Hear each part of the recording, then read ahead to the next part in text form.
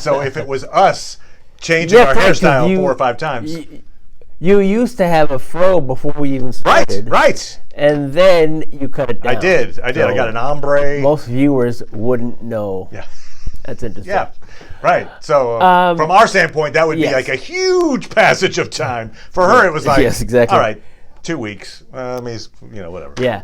But I think the mystery is going to be solved in the next episode when we meet the onboard hairdresser. Right.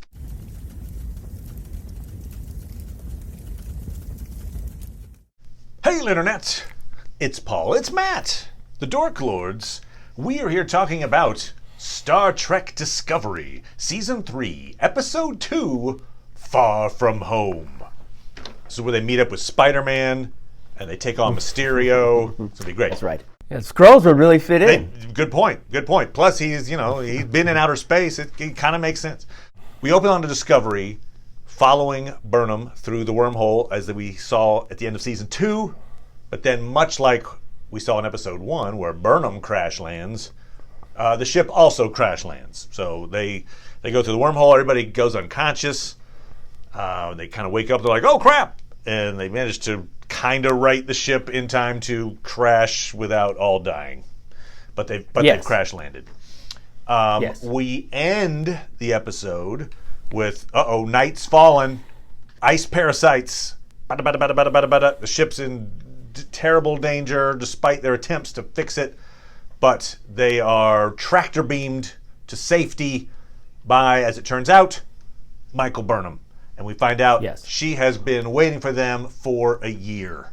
And we'll talk more about that here in a second. But one note right up front was, Episode 1 was entitled, That Hope Is You, Part 1. Obviously, this is not called Part 2. This is called Far From Home. That is obvious. Yeah. That was clear to all. Clear to all, everyone. And so, I went back and I just checked to see if indeed each episode already has a name in Season 3. They all do. None of those are called That Hope Is You, Part 2. So it sounds to me like they're playing a long con. They're assuming there's another season. It can be a big assumption these days. But they could have been lying to us about the name of one of them. It could have been one of those, Dr. Strangelove, or I see what you mean. How I Learned to Stop Worrying and Love the Bomb. So whatever. Episode 10, just another storyline. Parentheses. Actually, That Hope Is You, Part 2. Okay, that's true. Could be. But I'm thinking what it might be is that this isn't going to pay off perhaps until another season comes. Maybe. But while... Okay, well, I'll be querying you as we go along what might wait to pay off. Exactly. Well, I kind of want to get back to that. Yeah, what is the payoff of that? One of the things while looking at the various titles, I noticed that one of the titles coming up is Unification 3. Which obviously references back to Unification Parts 1 and 2, which were, Spock and Picard, and they're unifying Vulcan and Romulus, and it was a huge, huge plot line. So huge in the Trek universe. So for that to be brought up again, that title, it almost certainly deals with Romulans, right? I mean, I don't think you would throw in Unification Part 3 without a Romulan showing up somewhere. Yeah, hopefully you wouldn't be that irresponsible. Right, damn it. Like, look, we unified the Turzeks and the Schmeekschmars. Yeah. Oh, look at this. We've got some Reese's Pieces over here and some... And here's a picture of Spock. So that's interesting that perhaps the Romulans have a part to play in this future universe, and, the elements of the burn and the politics and the culture and such like that. So anyway, that's right. Keep that in mind as we go along. Paul, I'm giving you right off the bat, you are a psychic, and I assume this means that you have, using your telepathy, you've already seen the season, and you can just tell us what's going on. Hold on, I got a call from Diane Warwick. I'll have to call you later. All right. That's right. Psychic hotline, Paul Bunton. Because... Episode 1 recap, we were just joking around about how, if the Federation exists, in this future timeline, they would probably rebrand themselves. And you threw out, oh, you know what they'll call themselves? Gazpacho. And you were like, ha ha ha ha, Gazpacho. Very next episode of Star Trek Discovery, like 2 days later, Tilly has a line. The actual line is, can't bake a peach pie with a gazpacho recipe. What? Now, what are the odds that you throw out a gazpacho reference? That me, it would be me. I mean, how many Star Trek episodes of any of the various types, whether it's Deep Space Nine or Next Gen, how many of them have the word gazpacho in them? Yeah, there's probably a couple. They've got some chefs on the shows, but it's got to be. Someone does that deep dive. Do the deep dive out there in the comments. We really would like this. Exactly. How many shows say gazpacho? I'm going to guess it's especially less than 100. The animated series. If you could check that. Yeah. No, I would go with like 5 or less. And here you are, Mr. Bunton. Here I am. You just threw it out there in the very next episode. Catching them. So you know what's happening this season. You're just teasing us all, pretending you don't know. Oh, darn. I thought I was too clever with my gazpacho cue. And what that also means is there is greater than a 0% chance that your prediction will come true, that the Federation will rename itself Gazpacho. Now that it's been introduced, it's Chekhov's Gazpacho, and boom. All right, anyway, there you go. Okay, we're done with that, but Paul the Psychic, you get credit. This episode, features the Discovery crew minus Michael Burnham. Yes. And in fact, we had a comment from Justin Parker who mentioned it might have been cool to see episodes 1 and 2 intertwined into like some form of a single episode or a 2-part single episode, which I can understand. Yeah, that would have been interesting. Yeah, I mean, it would have to adjust perhaps certain dramatical aspects of it, but that would have been an interesting way to go. Right, there's pluses and minuses to it. Obviously, the plus would be that we're invested back with the crew and the problem solving of the crew. Yeah, and the moment when she reveals, like, okay, after most of the events on the planet have been resolved, that her looking entirely different, would be even more of a shock. Like, whoa, what's going on here? I've been waiting for you for a year. It's been a while. Yeah, that's a good point. A little jump of time. The one thing that I could think of that would be a little tricky story-wise would be, in some ways, this episode already has like a split screen thing where you've got the crew on the ship, and then Saru and Tilly off the ship. And so then if you added Michael Burnham on her own, it'd be a little, anyway. Yes. But I like the idea that perhaps you could have found a way to unite these a little bit. Yes, problems on the ship. Ship is broken, and these ice parasites are taking over the ship. They're going to break through the hull at some point, and bad things will happen. And so in order to repair the ship, it's decided, because Tilly has discovered that the planet they're on seems to have a civilization. They have like warp capability, but it seems like the ships don't have dilithium. They're not really going anywhere. So Saru decides to make first contact. He is obviously captain of the ship at this point. He is. That's right. And he sets out with Tilly to make first contact. The intent is we're going to trade dilithium in exchange for repairs. They meet up with the Civ. All seems to go well. Tilly, with her awkward ways, makes a good ambassador, and all seems well, except there's an evil courier. We find out a little more about the culture of couriers. Couriers are almost like their own little marshals. Yeah, or like they have fiefdoms. And so in this case, this particular courier, his name is Zara, I think. Played by Jake Weber, and I enjoyed him in a show that Medium with Patricia Arquette. Okay. He did very well there as there was a show about a psychic who helped out the police or whatever, and he was the suffering husband. Oh, okay. But I thought he did rather well there, and I think I enjoyed him in this role too. I did too. Actually, I really liked him, and I guess he's dead. Yeah, because they were. Yeah, we didn't see him die, and certainly they suggest that it's possible that he could have survived. Yeah. Certainly, he was good in that he wasn't like over the top and providing a lot of energy for the amount of menace that he was providing. Right. Like I got him as I was like a Moriarty type. Like he was very smart. He basically knew everybody's backstories. He could put the clues together. His one downfall is that his minions bad at hand-to-hand fighting. Otherwise that guy's gold. Well, and that he had limited reach. I think Giorgio probably was right in that his competitors are not very outmatched by him. Gotcha. So he was kind of big fish in a small pond, maybe kind of thing. Like he was like, I can control this little backwater settlement. Yeah, right, exactly. Yeah, because they made mention of the fact that he'd killed the person who was in charge before and took over. And he killed the family of the, I think his name was Cal. He killed Cal's family, and then he killed Cal here in this episode as well. So he was killing off folks that were trying to rebel. But he basically kept the society down to exploit their resources. Yes. And so we get the idea that maybe that's kind of what couriers are supposed to do. And we also find out from the trailer for the next episode that that's how Michael Burnham's been spending her time. In the year she became a courier. Yes. We can assume she's not that kind of courier. But who knows? Yeah. Hey, to make ends meet, you got to do what you got to do. Yes.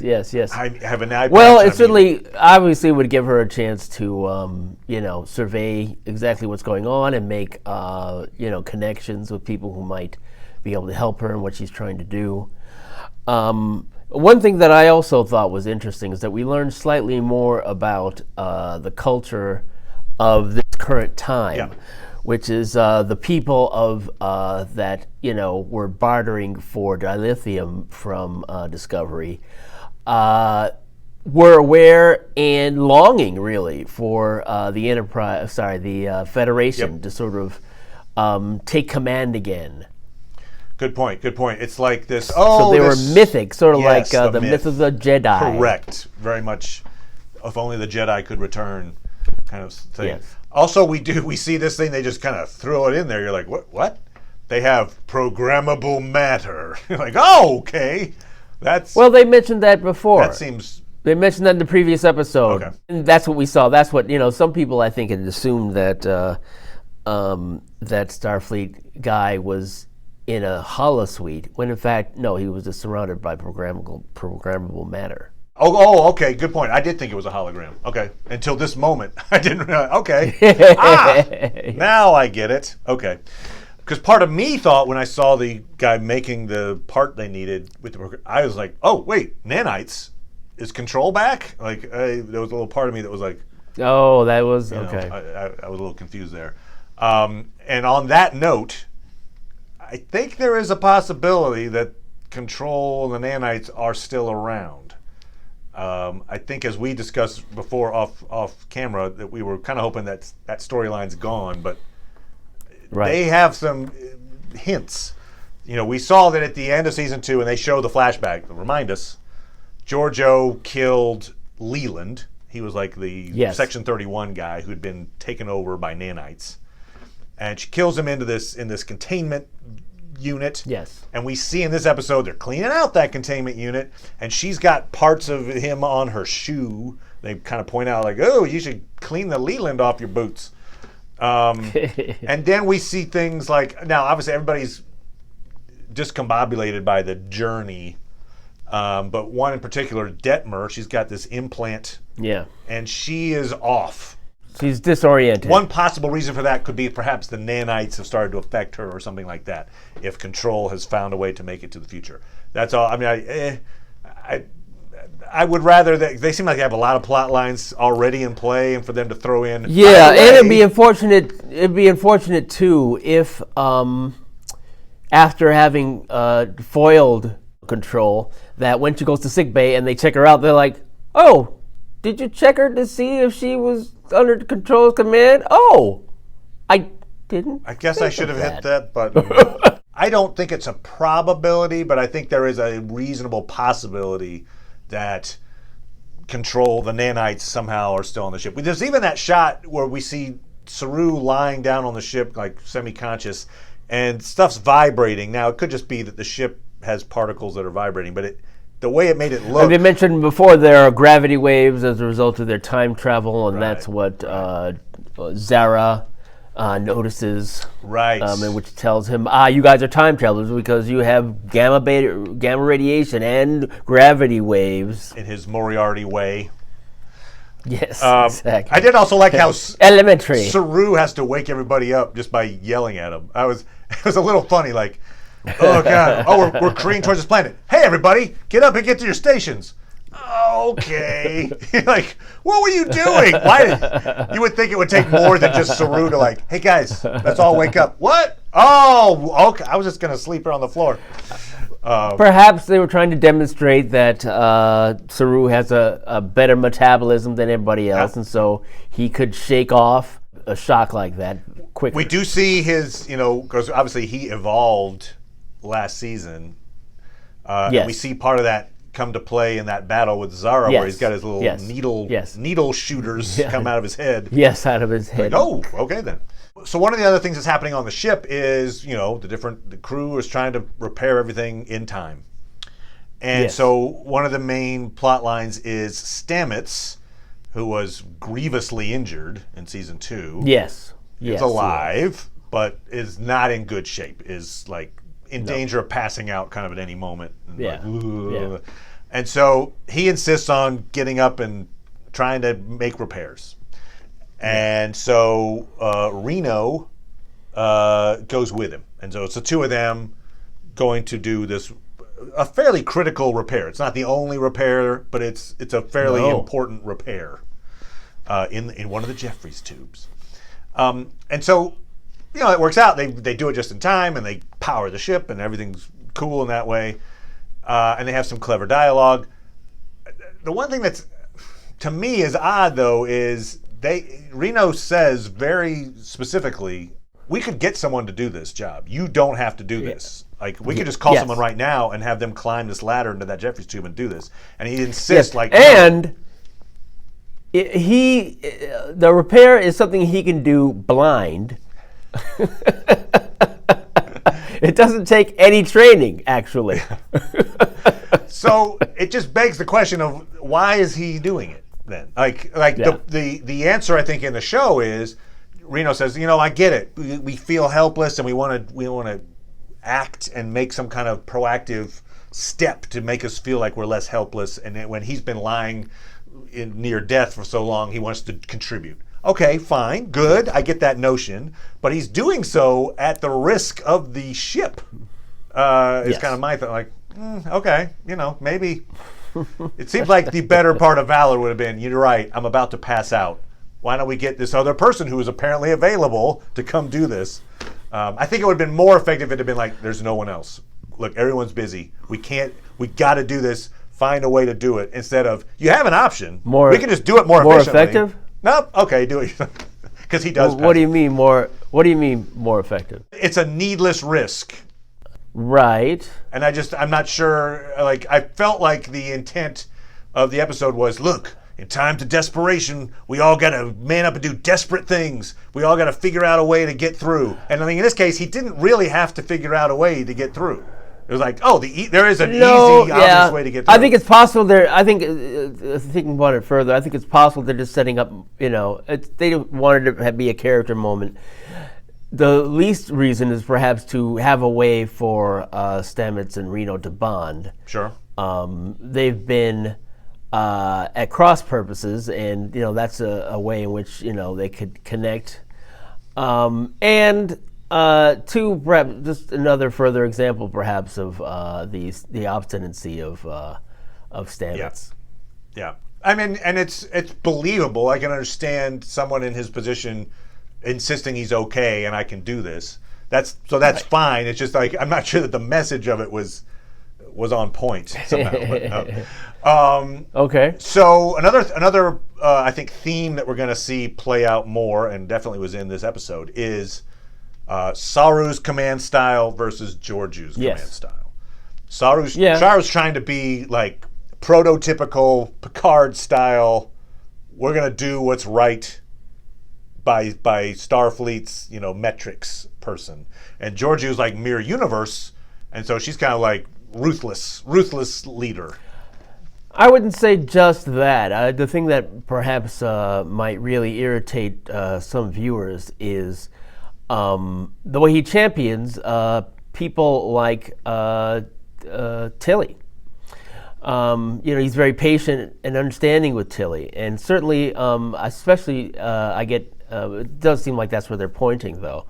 But I get an impression from the interview I saw with the actors who play Tilly and Saru that at some point Saru is going to be in trouble, and it's going to be Tilly that will be driven to save Saru. Well, we see, perhaps to the point where she'll be no nonsense, and maybe we'll see an aspect of her that we saw in the Mirror Universe. That's what I was going to say. There's the Mirror Universe version of her is a captain. Is kind of as a ruthless captain, but a ruthless captain, right? Exactly. I mean, they certainly have set up that there's an aspect of her that is really hard on herself, and I'm sure it was. I was curious throughout if it was just driving you insane, but at least you had some people vocally questioning why Tilly should be put on missions. Yes. So that should have been a relief to me. As I have said, Tilly has been maybe the most annoying character to me in the show in the past. But I agree, yes, there was some questioning of it. And again, these are desperate times. They are, Well, I think, though, he really sees her value, and I think he was sincere in saying that her... She makes a good first impression, is what he said. Yes, in other words, yes. I think more than a good first impression, because she didn't make one on me, but is he comes off as not hostile, right? I mean, they're trying to make a first contact. You don't want to come off as like, we could kill you at any moment. You kind of want to be like, hey, what's going on? We're okay. And that's what she does, right? Somebody had mentioned, I can't remember who, if perhaps Rue is so good that perhaps he would have engineered discouraging Georgiou in a way that he knew she was going to sneak in. Just follow. Yeah, because that's true. Yeah, which I don't think that he's playing that three-dimensional chess. No. But, that's something he certainly could have decided, like, Georgiou, you hang back in case we get into trouble. Georgiou certainly proved to be very effective at that. Yeah, right. Well, maybe she would have been more effective if she wasn't trying to hide from Saru and Tilly, but between anybody else who could be trying to get them. Right, so Georgiou disobeys orders. I agree, like you, I don't think Saru intended for her to disobey orders. And she saves the day. So I guess in that way you could say her style wins out. But I think it's because, the situation it was as it was. The initial situation of the first contact worked great under Saru's intentions. But there was the introduction of a third party, Zara, now suddenly made things wonky until Georgiou kills everyone. And except, well, so that was funny. They don't kill Zara, but they're like, they give the surviving the choice. They're like, we'll just send him out then without any gear to be killed by ice parasites. Yes. Well, I say without any gear. He gets the little pack they were going to give to Tilly. Yeah, the pack. Yeah, and he had suggested that Tilly use explosives. So I suspect that that's what he would use to survive. And one thing that the guy tells him before he goes, like, if I see you touching that thing to sort of, get us, I will shoot you in the back. That's right. We won't kill you. We'll let him kill you. kind of that. Justice. It seems like they're setting up anyway a conflict in the future. I think Saru's definitely did a good job of showing how confident he is. Yep. When challenged numerous times, he has it in his mind exactly what he wants from everyone. Because we also have to remember that Georgiou sees Kelpians as a food source. Like she would just eat them in her side of things. So does she respect Saru? That's it. Well, she certainly knows that he's gone past the Kelpians that she's aware of. That's true. So, that's why he doesn't back down anytime she challenges him, to the point where she had a gun to his face. She did have a gun to his face. And he didn't flinch. He did not flinch. He was like, all right, fine. Shoot my head off.